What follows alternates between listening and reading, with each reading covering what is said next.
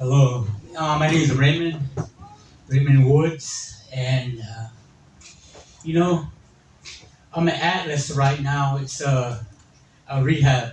Um, I got dependent on alcohol bad, real bad. It took over my life. I I've been through several programs, and I meet so many people, and I hear their stories of abuse and broken families. And I didn't have that. I had Christian parents.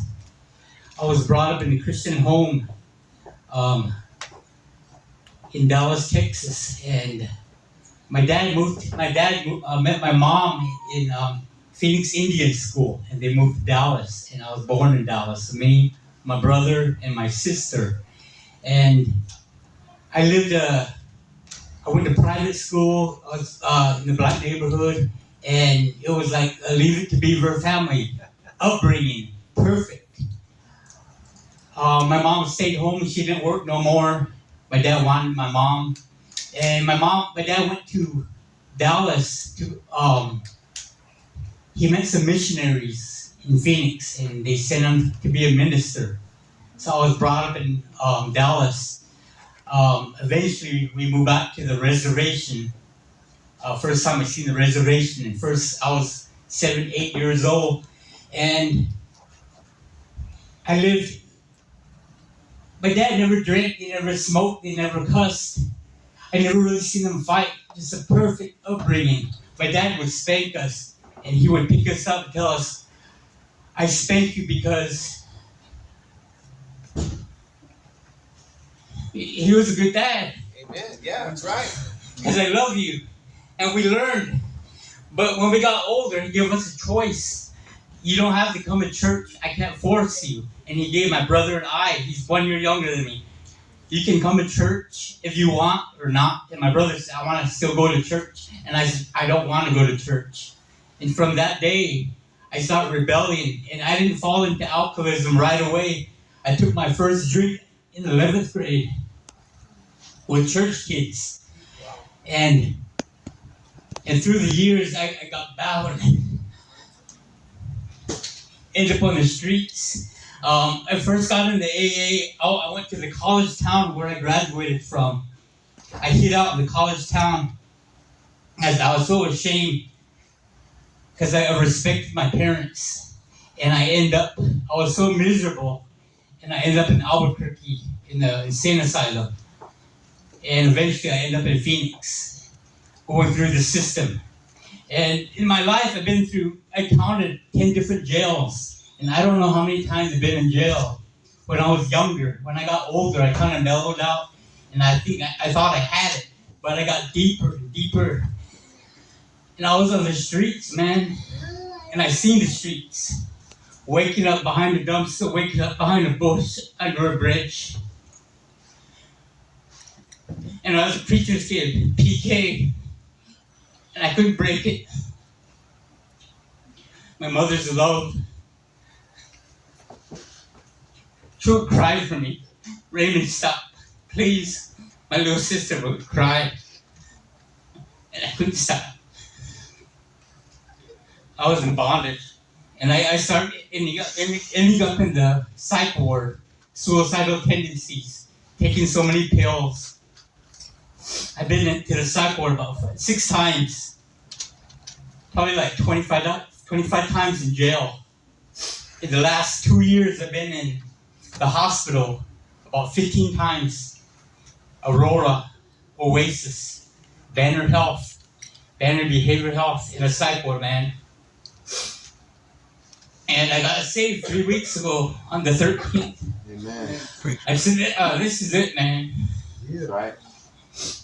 And I'm in the Atlas program. They have us in the worst place, the worst neighborhood in Phoenix. 27th Avenue Indian School. You go there at night, there's like prostitutes and all the drugs. But when I go by, I have a heart for them because I look at them and I say, "Hey, I was there.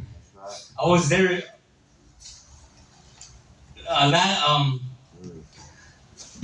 Okay, 39 days. 39 days I've been sober.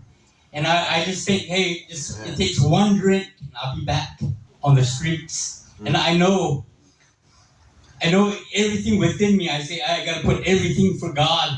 And it was kind of funny, man.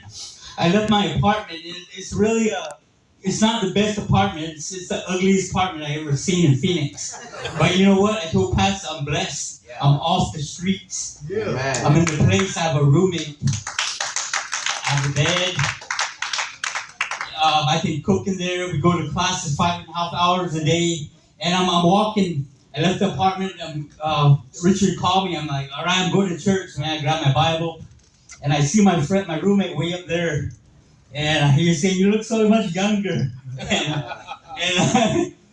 I got some men's, just for men's hair dye. I said, I got to look good for church. And today I picked up my dress clothes from storage.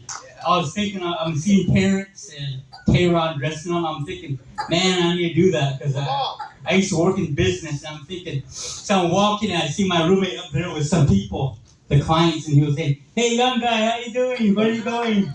And they're waving at me, and I'm saying, I'm going to church, Jesus. And you know, man, the way I feel right now, I just want to make a stand because my whole life, I never wanted to be a Christian. I never wanted to serve God. And now I'm at the point where I'm not ashamed of God. I'm ready to make a stand and say, hey, no matter what, I don't want to fall.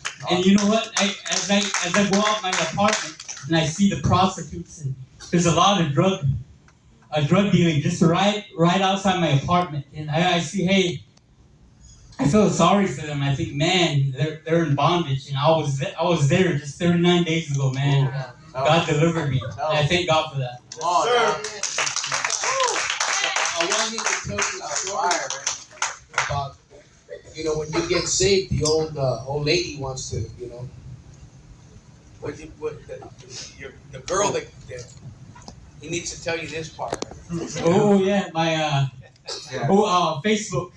I don't really get on Facebook, but she contacted me through Facebook Messenger. I used to live with her, my girlfriend, and she said, "Oh Ray, it's good to see you." We're talking and all that, and she kept on saying, "Ray, I want to go see you. I want to see you. I want to see you." And I said, "No, I can't.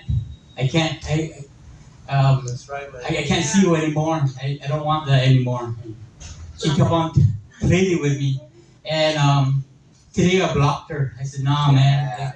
That relationship was toxic, man. And I used to care for her, but every time I was with her, I drank with her, and it was a very toxic relationship. And I said, hey, man, I don't need that in my life, man. I just want to serve God." And I see these guys rapping here. I see Landon and JoJo, they're rapping, and I checked out the rap scene. I was like all excited, like, man, this is awesome. I'm listening to their message. And I'm like, man, this is life right here, man. That's it. Hallelujah. I just thought I'd throw the cherry on top right there. Anybody else want to